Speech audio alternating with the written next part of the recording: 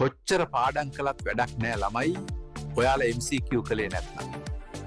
ඒ නිසා පොතට MCQ කරන්න. හරි ඔයාලේ දැක්කේ ඇඩ්වර්ටයිස්මන්ට් එකක් හරිද? කියන්නේ ඒ වලින් හදපු එකක් නේ මිලට වගේ හරිද? හරි කොහමද ඒකේ කියන දේ අපි ගත්තම ඒකේ කියන්නේ MCQ කරන්න ඕනේ කියලා හරිද? ඒක තමයි ඇත්ත දේ හරිද? ගොඩාක් රචනා ප්‍රශ්න ගොඩක් අය ફોකස් කරන MCQ එකට ફોකස් කරන්නේ නැහැ. ඒ වුණාට ඔයාලට වැරදෙන තැන තමයි යන්නේ එතන. මොකද ගොඩක්ම අපි ෆෝකස් කරන්න ඕනේ MCQ පේපර් එකට හරිද? කියන්නේ අරකට වගේ MCQ එකටත් වැඩි අවධානයක් දෙන්න. මොකද දැන් ලකුණු 50ක් අපිට මිස් වෙනවා හරිද? ගෙඩිපිටින් ලකුණු 50ක් අපිට ගන්න පුළුවන් MCQ 50ක් ගොඩක දාගත්තා. හරිද?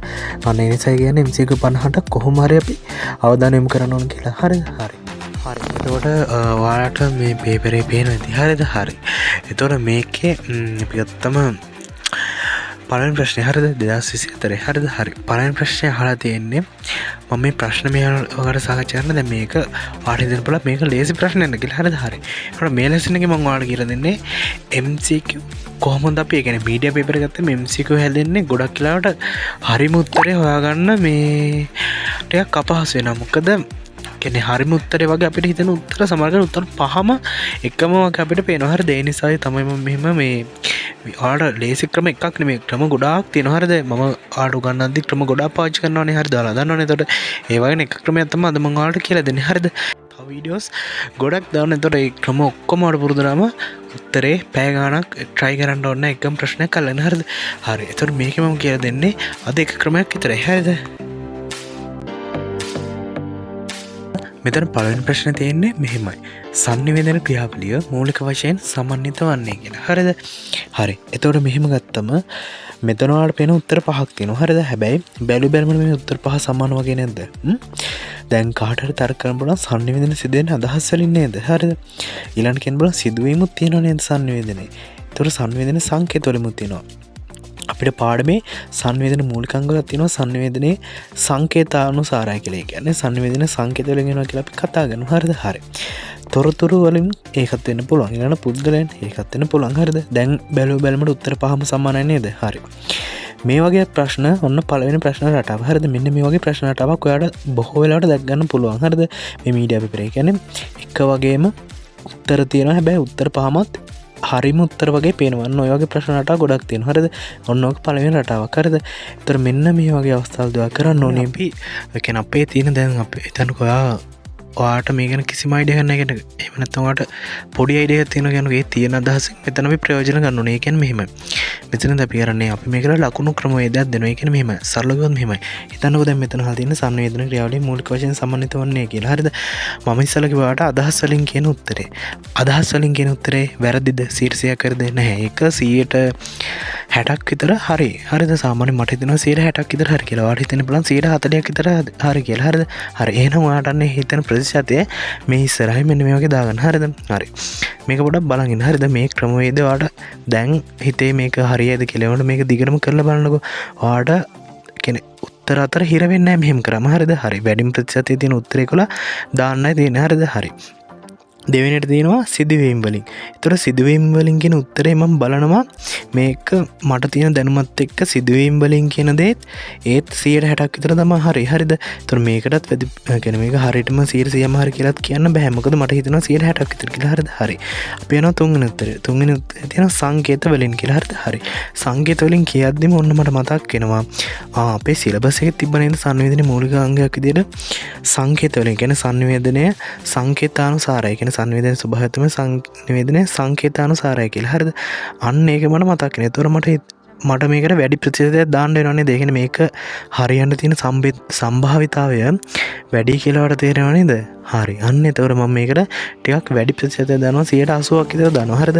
හරි. ඊළඟ මම බලනවා තොරතුරු කියලා. දැන් මම විෂය නිර්දේශය බලනවා තොරතුරු වලින් සංවේදනයේ මූලිකය කියන්නේ මූලික වශයෙන් සම්බන්ධිත භාවයක් සිලබස් එකේ කියලා නැහැ නේද? හරි.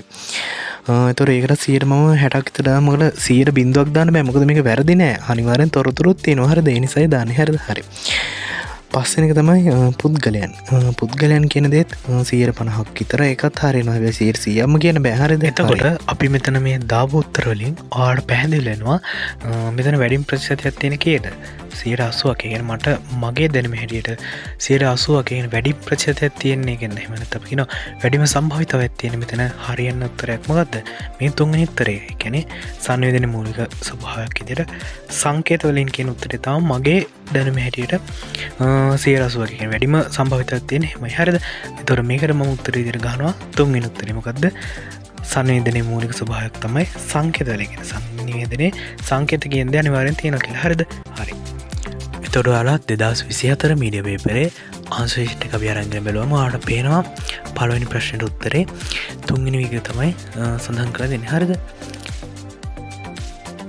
එතකොට දැන් අපි බලමු දෙවෙනි ප්‍රශ්නේ හරියද හරි දෙවෙනි ප්‍රශ්න අහන්නේ සංනිවේදකයාගේ අදහස් හා හැඟීම් සංදේශ බවට පරිවර්තනය කිරීමේ ක්‍රියාවලිය එතකොට මේක ගත්තම ඔයාලට මේක අර වගේ තර්ක කර එහෙම නැත්නම් සම්භාවිතාවය පරීක්ෂා කළා මේ උත්තරේ ගන්න බෑ මේක කෙලින්ම ඔයාලගේ විෂය නිර්දේශයට අදාළ කරුණක් හරිද ඒ කියනවා විෂය නිර්දේශ අනිවාර්යෙන් ඒ කියනවා ඔයාලගේ ඒ කරුණු ටික පාඩම් කරලා දෙන්න ඕනේ හරිද එතකොට ඒක පාඩම් කරන විදිය වෙනම කියලා දෙන්නම් දැන් මේ අපි යන්නේ පේපර්නේ එතකොට පේපර් කතා කරද්දි මම මේ ඔයාලට උත්තරේ ගන්න විදිය තමයි කියලා දෙන්නේ හරිද හරි මේකට අපි සරල ගියොත් මෙන්න මේකට අපි කියන්නේ ආකේතකරණය කියලා ඒ කියන්නේ මෙහෙමයි මෙතන ක්‍රම දෙකක් තියෙනවා. ඒ කියන්නේ පළවෙනි එක තමයි ආකේතකරණය. ආකේතකරණය කියන්නේ හිතන්නකෝ ඔයා දෙයක් ඔයාගේ යාළුවාට කියනවා කියන්නකෝ. ඒ කියන්නේ ඔයා කොහොම හරි ඔයාගේ හිතේ තියෙන අදහසක් වචන හෝ ලියලා හරි කොහොම හරි ඔන්න ප්‍රකාශයට පත් කරා නම් ඒකට අපි කියනවා ආකේතකරණය කියලා. මම කිව්වා මේකේ මැනිද්දේ විකේතකරණය කියලා. හරිද?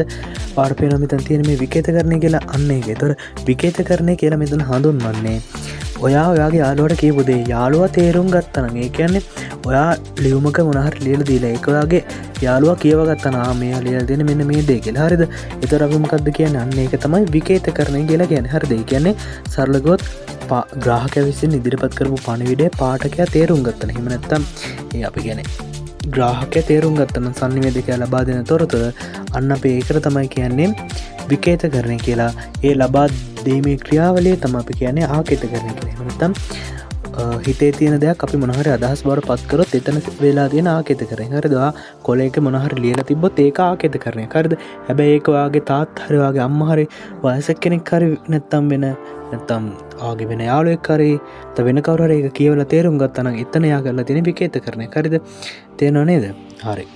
ඒතර මෙතන අපි පිළිතුරු දෙක සඳහන් කරන්න වෙන්නේ මොකක්ද අපිට මෙතන? ඔව් මෙතන උත්තරේ තියෙනවා හතරවෙනි එක. ආකේතකරණය තමයි මෙතන මේ දීලා තියෙන ප්‍රශ්නෙට ගැලපෙන උත්තරේ. හරිද? මේකට අර වගේ තර්ක කරගෙන ඉන්න දෙයක් නැහැ. මේවා ඔයා පාඩම් කරලා තිබ්බනම් ඔයා පාඩම් කරන්න ඕනේ නේද? මොකද පාඩම් කරොත් මේ වගේ දෙයකට උත්තරයක් ඔයාට තප්පර ගානේ දීලා ඊළඟ ප්‍රශ්නෙට යන්න පුළුවන්. මොකද නැත්තම් ඔයා මේකටත් දන්නේ නැහැ කියන ඔයාට කියන්නේ මේ වගේ දෙයකට ඔයා හිතනවා කියන්නේ ඔයාට පේපරේ තව මේ ප්‍රශ්න ගොඩක් තියෙනවානේ. ඒ ප්‍රශ්න ටික මගේ හැරෙන විතරයි වෙන්නේ. හරිද? හරි.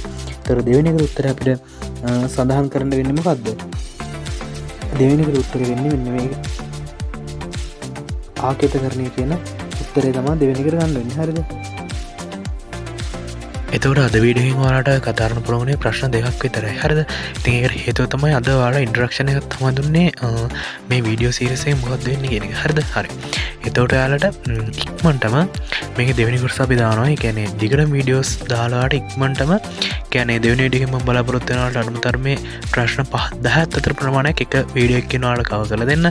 එතකොට ඔයාලට පුළුවන් අපේ ෆ්‍රී පේපර් ක්ලාස් එකත් එක්ක ජොයින් වෙන්න. ඒ වගේම පුළුවන් ඔයාලට අපේ සාමාන්‍ය ක්ලාස්වලට ජොයින් වෙන්න. එතකොට ඒකට අදාළ විස්තර ඔයාලට මේ වීඩියෝ එකේ දැන් ඔයාලට පෙන්නනවා. එතකොට මේ අදාළ කන්ටැක්ට් නම්බර් වලට ඔයාලට මෙසේජ් එකක් දාලා පුළුවන් වැඩි විස්තර දැනගන්න. එහෙනම් අපි ඊළඟ වීඩියෝ එකෙන් එක්කන්ට මම එහෙනම් හැමෝටම සුබ දවසක්.